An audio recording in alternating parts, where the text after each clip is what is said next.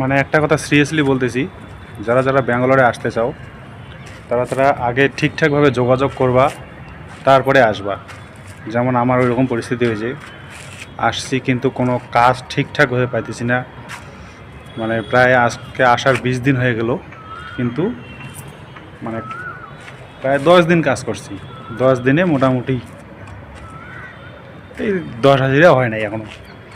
600 টাকা হাজিরা, প্রথমে বললো 800 টাকা, এখন 600 টাকা। তো প্রথমে যোগাযোগ ভালো করে করবেন, তারপরে আসবেন। আইসা একদিন বসে থাকা মানে কত টাকা লস এত দূর রাস্তা আসার পরে, এটাই। মানে একটা কথা সিরিয়াসলি বলতেছি, যারা যারা ব্যাঙ্গালোরে আসতে চাও তারা আগে ঠিকঠাকভাবে যোগাযোগ করবা, তারপরে আসবা। যেমন আমার ওইরকম পরিস্থিতি হয়েছে, আসছি কিন্তু কোনো কাজ ঠিকঠাকভাবে পাইতেছি না। মানে প্রায় আজকে আসার 20 দিন হয়ে গেল, কিন্তু মানে প্রায় 10 দিন কাজ করছি। 10 দিনে মোটামুটি এই 10 হাজিরা হয় নাই এখনও। 600 টাকা হাজিরা, প্রথমে বললো 800 টাকা, এখন 600 টাকা।